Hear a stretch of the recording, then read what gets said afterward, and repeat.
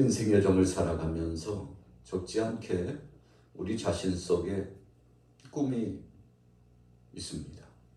그 꿈을 이루고자 소원을 품습니다.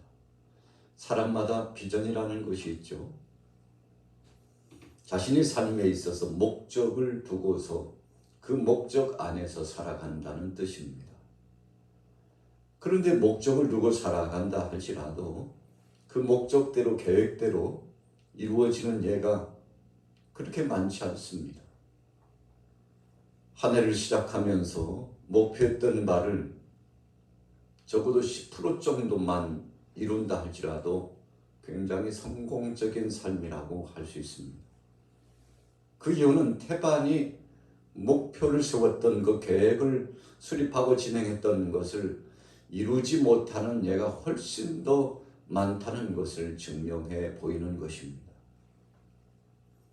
그래서 오늘 본문 말씀도 주어진 거 아니겠습니까? 사람이 일을 계획한다 할지라도 그것을 이루시는 분은 하나님이시다. 여호와께서 이루신다. 그래서 경영은 이루어가고 성취케 하시는 분은 하나님이 하신다고 고백하게 되는 거 아니겠습니까? 오늘 본문 1절로 돌아가 보세요. 마음의 경영은 사람에게 있어도 말의 응답은 여호와께로부터 나오느니라.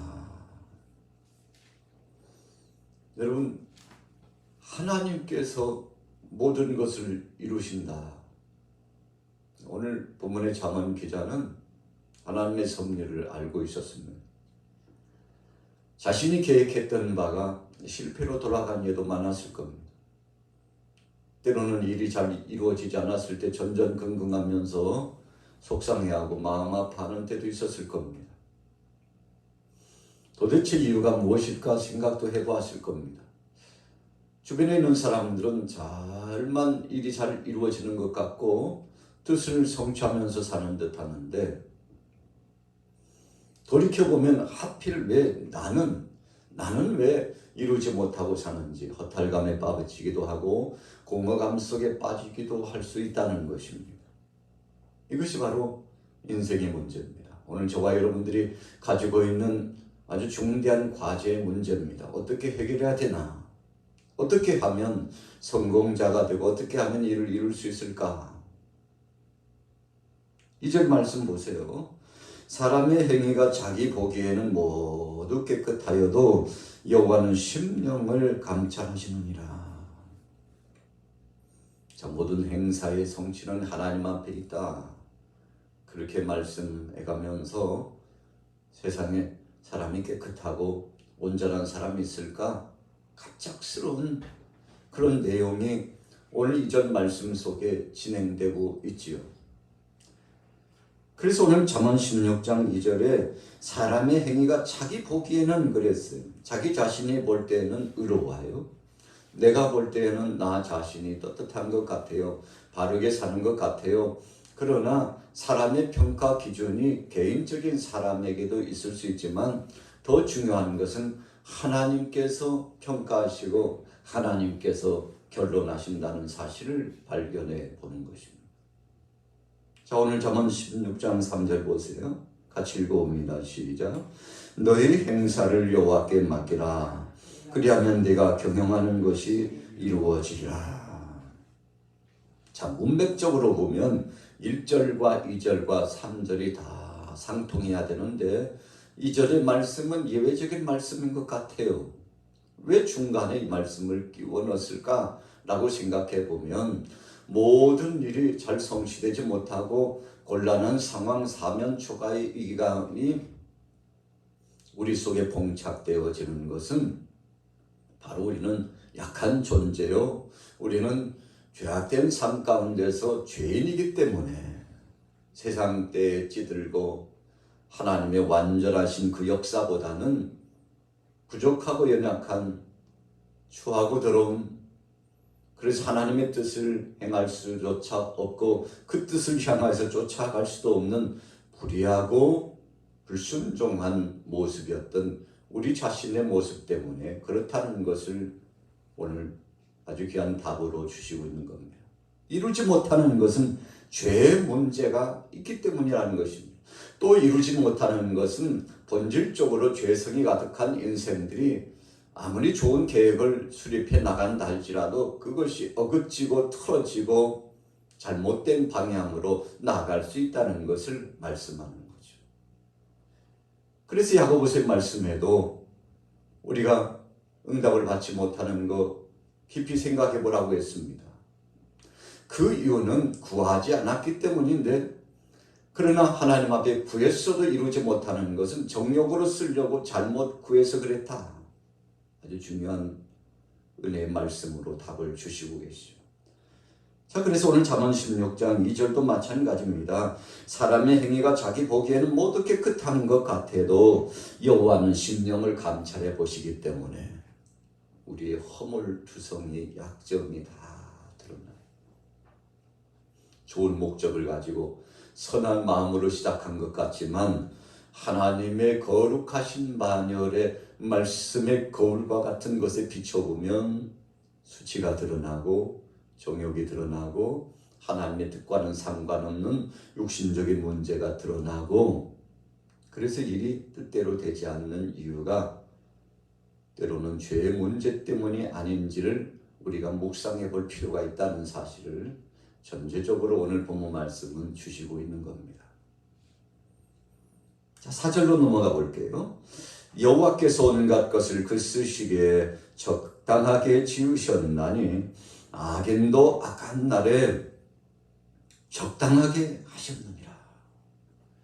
여러분, 오늘 본문 말씀은 하나님의 주권적인 능력을 계속 설명하고 있습니다. 하나님이 계획하심이 우리가 생각하는 생각과 다를 수 있다는 것입니다.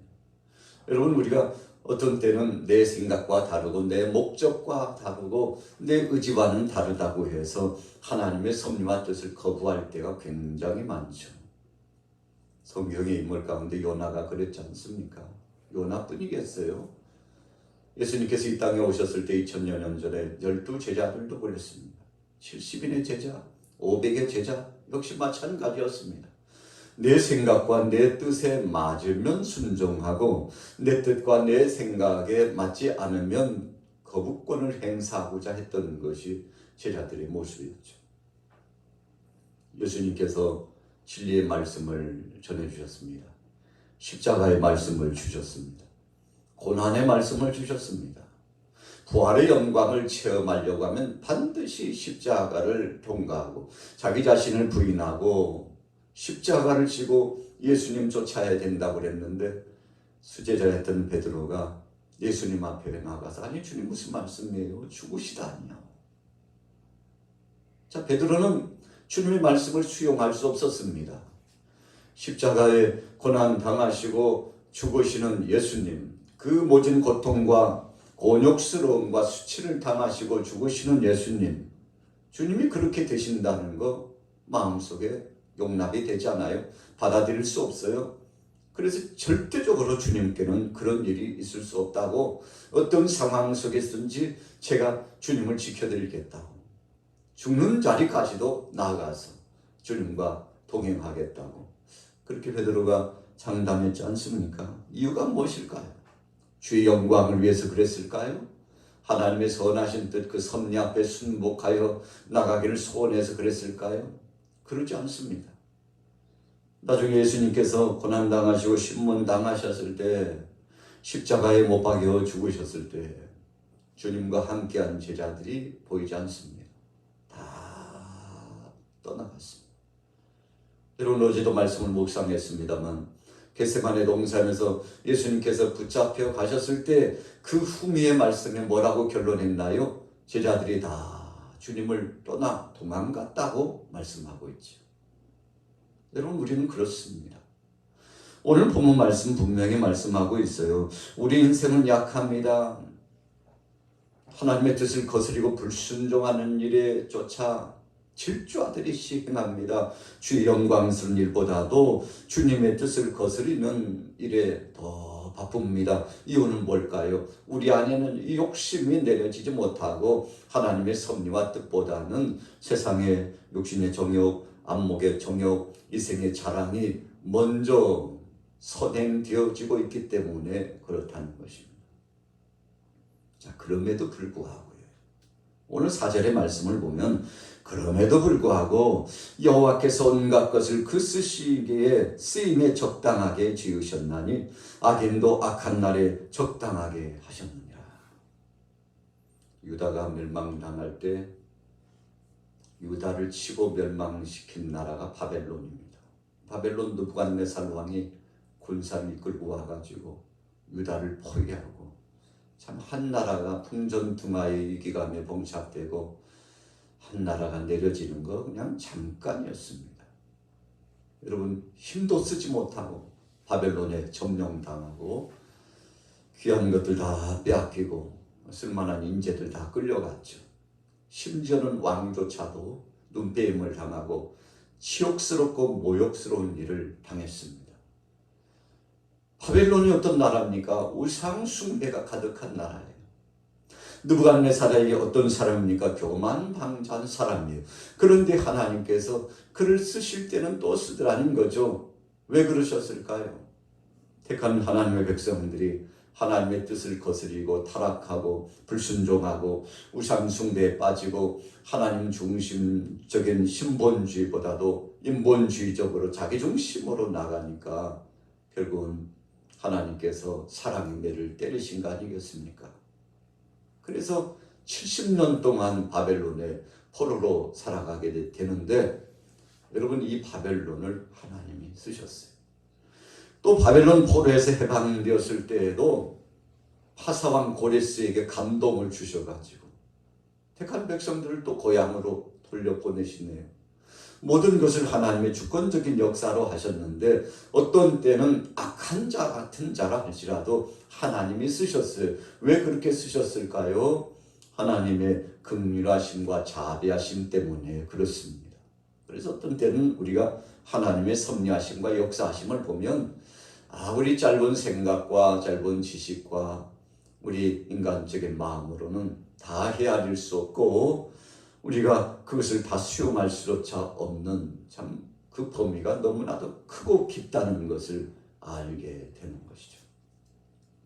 여러분 우리가 하나님의 뜻을 거스리고 불순종했다 할지라도 하나님은 우리를 때로 때리기는 하시지만 돌아올 수 있도록 징계의 매를 드시기도 하지만 그러나 완전히 버리시지 않고 다시금 회복할 수 있는 기회를 우리에게 허락하신다는 것이 하나님의 긍휼하심이요 자비하심입니다.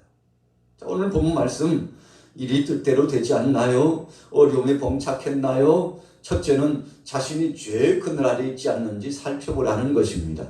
또 한 가지는 그러나 너무 절망하지 말라는 거예요. 주님 앞에 돌아와서 하나님께서 긍휼하심으로 다시금 쓰실 날이 있으니 기회를 가지고서 소망 중에 다시 한번 일어나라고 말씀하시는 내용이 오늘 본 말씀의 핵심적인 포인트입니다. 자, 5절에 보세요. 물은 마음이 교만한 자를 여호와께서 미워하시나니 피차의 손을 잡을지라도 벌을 면하지 못하리라. 인자와 진리로 인하여 죄악에 속하게 되고 여호와를 경외함으로 말미암아 악에서 떠나게 되느니라. 이게 무슨 말씀입니까? 한편에서는 하나님이 때리시고 한편에서는 하나님이 돌이켜서 사람으로 품으시고 이런 아주 중요한 말씀을 비교적으로 오늘 말씀을 주시고 있습니다. 그래서 모든 것의 성취와 축제적인 열매는 내가 아니고 우리가 아니고 하나님께 있다고 말씀하면서도 우리가 하나님 앞에 맡기지 못했기 때문에 이루지 못한다는 것을 지금 말씀하고자 하시는 뜻이 있으신 거죠. 자, 이제 결론편입니다. 사람의 행위가 7절에 여호와를 기쁘시게 하면 그 사람의 원수라도 그와 더불어 화목하게 하시느니라. 여러분 이 말씀 7절 말씀은 우리가 하나님의 뜻을 알고 내가 지금까지 살아왔던 것이 잘못된 삶을 살았구나 생각되었다면 즉시 돌이키라는 거죠. 그렇게 돌이키기만 하면 그 다음에는 하나님께서 일하기 시작하시는데 참 놀라운 것이라는 거죠. 여러분 그래서 7절 말씀에 사람의 행위가 여호와를 기쁘시게만 하면 돌이켜서 하나님 뜻대로 순복하고 새 마음을 가지고서 다시금 새로운 출발하고, 전에는 자기 마음대로 자기 뜻대로 사사기의 말씀처럼 자기 속에 내 옳은 대로 행했던 사람이 주여 수년간 수십 년간 경험해 보니 내 뜻대로 한 것은 다 깨어져서 세워지고 이루어지는 것 같으나 나중에는 물거품처럼 아침 이슬처럼 안개처럼 다 사라졌으나, 그러나 내 생각과 내 뜻을 버리고 하나님 뜻대로 살기를 소원한 다음부터는 하나님께서 역사하시고 이루어 주셨죠. 반복적인 이런 삶 가운데서 왜 제가 미련하고 우둔한 제가 미처 깨닫지 못하고 돌이키지 못했는지 지금 생각해 보면 후회가 막 심하고, 주님 이 시간 회개하고 자백하오니 용서하여 주시고 새로운 출발을 할 수 있도록 하옵소서. 이렇게 하고 주님 앞에 나오기만 하면 그 다음에는 주님이 하신다는 뜻이 오늘 7절에 함축되고 있다는 것입니다. 그래서 우리가 여호와를 기쁘시게만 하면 그 사람의 원수라도 그와 더불어 화목하게 하시느니라. 여러분 참 우리가 인간관계 속에서 사람들과의 엉킨 문제가 거미줄처럼 엉켜가지고 우리의 마음을 심산하게 하고 앞에 일이 진척해 나가고 쫙 추진력 있게 나가야 되는데 마치 꽁꽁꽁꽁 얼어붙은 것처럼요, 거미줄처럼 자꾸만 일이 꼬이는 것을 보면 답답하고 컬컬하잖아요. 그런데 대부분의 문제가 이런 죄의 문제, 또 사람들 간의 이 불협화음으로 말미암아 불화했던 문제, 이런 것들 때문에 일이 꽉 막힌 것처럼 답답함을 경험하게 된다는 거죠. 오늘 본문도 하나님 분명히 말씀합니다. 우리가 하나님을 기쁘시게만 하면, 여러분 그러니까 영통하면, 하나님과 나 사이 바르게 살면 사람들과의 관계도 자연적으로 바르게 살 수밖에 없다는 사실을 전제 조건으로 말씀하시면서, 여러분 그래서 영통하면 인통한다, 그런 뜻입니다. 우리가 어떤 때는요, 사람하고 잘 통해야만 하나님하고 통하는 거 아니야 생각할 수 있죠. 틀린 물음이 아닙니다. 여러분 그러나 더 깊이 들어가 보면 우리가 하나님 앞에서 하지 않았기 때문에 사람들과의 관계도 엉켰다는 것이죠. 그래서 하나님과 안에서 하나님 앞에서 바르게 살면 사람들 앞에서는 정말 정직하게 하나님께서 기뻐하시는 아름다운 모습으로 저절로 자연적으로 따라오는 복된 삶이 이루어진다는 것을 말씀하는 겁니다. 그래서 7절 말씀이 의미가 있는 거예요. 사람의 행위가 여호와를 기쁘시게 하면 그 사람의 원수라도 그와 더불어 화목하게 하시느니라. 눈 녹듯이 쫙 녹아지고요, 서로 긍휼히 여기는 마음을 갖게 되는데, 마치 에서가 야곱을 보면서 그 마음이 얼마나 측은지심이 드는지, 20여 년 동안 칼을 갈고 이를 갈고 살았던 에서가 야곱 대하기를요 긍휼의 마음을 가지고 불쌍히 여기는 마음을 가지고 사랑스러운 마음을 가지고 가까이 갔는데, 그랬더니 야곱과 에서와의 그 꽁꽁 얼어붙었던 20여 년의 문제들이 눈 녹듯이 녹아가고 회복이 되지 않았습니까? 여러분 하나님이 해주신 거죠. 그래서 우리가 하나님 앞에서 정말 하나님을 기쁘시게 하고 바르게 살면 그 다음에 인생편의 문제는요, 마치 실이 엉킨 실이 풀려듯이 술술술술 풀려나간다는 사실을 말씀하고 있는 거죠. 자, 보십시다. 8절 9절 같이 읽습니다. 시작. 적은 소득이 공의를 겸하면 많은 소득이 불의를 겸하는 것보다 나으니라. 사람이 마음으로 자기의 길을 계획할지라도 그의 걸음을 인도하시는 이는 여호와시니라. 우리가 많은 것을 취하고 어떨 때는 목적을 두고의 목표 달성을 원하죠. 올 한해 이 정도는 일이 이루어져야 되는데 하고 목적을 두고 살다 보면, 이 목적 중심으로 살다 보면 자칫 잘못하면 그 과정이 잘못될 수 있습니다. 큰일 났네. 시간이 한 달밖에 안 남았는데 어떡하지? 그래서 온전한 방법으로 조금 일이 늦어지고 일이 좀 잘 안 되는 것 같아도 정당한 방법으로 가야 되는데 사람의 욕심이 앞서고 목적 중심으로만 나가다 보면 그 과정을 무시하고요. 일만 이루어지면 되는 거 아니야. 나중에 선한 뜻을 가지고 쓰면 되지 뭐. 여러분, 그러나 하나님은 그렇게 생각하지 않으신다는 것을 오늘 이 8절 9절에 말씀하고 있는 거예요. 때로는 목적을 두고 행한다고 그 일을 가지고 변명하면서 불의하게 행하면 하나님이 어찌 기뻐하겠느냐는 것입니다. 오히려 하나님께서는 적은 소득을 가져도 의로운 삶을 살고 하나님 앞에서나 사람들 앞에서 떳떳하게 살아가면 그것이 복된 삶이라고 하나님 말씀하시니 욕심내지 말고 자족하면서 감사하면서 하나님 앞에 영광 돌리며 살라고 말씀하는 거죠. 여러분, 그렇다면 오늘 2절 말씀부터 9절까지의 결론은 도대체 뭡니까? 때로는 우리의 목적이 이루어지지 않는다 할지라도 그것이 하나님 뜻대로 살아간 삶의 방식에서 어긋나지 않았다면 그것이 성공이라고 말씀하고 있는 거예요. 우리 뜻에 볼 때는 실패한 것 같아도 하나님께서 보실 때는 참 너 잘했다. 성공이 다른 것이 아니고 일의 성취가 다른 것이 아니고 내 뜻대로 살았다면 그것이 성공이요 일의 성취요 그 경영이 온전하게 이루어진 것이니 하나님 뜻대로 살았다면 후회할 것이 없는 근심 없는 복된 삶이니 그것을 좀 알았으면 좋겠다. 오늘 본문 우리에게 주시고자 하시는 하나님의 말씀입니다. 그래서 마른 떡 한 조각만 가지고도 화목하는 것이 육선이 집에 가득한 것보다도 훨씬 좋은 것이라고 말씀하고 있지 않습니까? 오늘 하루도 여러분들 어떻게 살아가시겠습니까? 모든 행사를 하나님 앞에 맡기는 사람은 욕심내지 않고 주님이 주어진 하루 이 시간의 분량에 감사하면서 그렇다고 해서요 방관하면서 살지 않습니다. 우리 믿음의 사람들은 오히려 더 성실성 있게 근면하게 살아가지 않습니까? 하나님이 주신 것 가지고서 누리며 산답시고 하나님의 뜻을 거스리고 정욕적으로 살지 않고 주신 것을 잘 선용하면서 100을 주셨으면 1000같이 쓰고 1000을 주셨으면 만처럼 쓸 줄 아는 이런 복된 삶 하나님이 기뻐하시겠죠. 오늘 하루도 이런 삶의 행보로 승리하게 되시기를 예수님의 이름으로 축원합니다.